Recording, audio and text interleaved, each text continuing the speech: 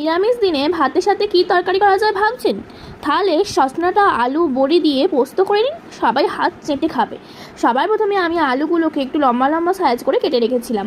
তারপর সজনে ডাঁটাগুলোর খোলা ছাড়িয়ে একটু লম্বা সাইজ করে কেটে নিলাম। আর নিলাম একটু বড়ি। বাটনার মধ্যে লাগবে শুধু পোস্ত বাটা।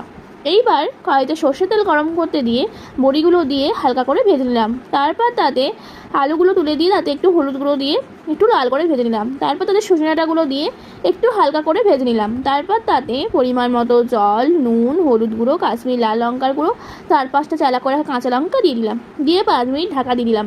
তারপর 5 মিনিট পর ঢাকা খুলে তাতে ভেজে রাখা বড়িগুলো দিয়ে দিলাম।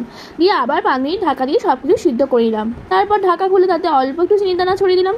শেষে পোস্তর বাটা আর একটু তেল ছড়িয়ে নেড়ে খেটে সার্ভ করলাম। তো কেমন হলো রান্নাটা জানাবেন। আর চ্যানেলে যদি নতুন হন তাহলে সাবস্ক্রাইব করে একটু পাশে থাকবেন।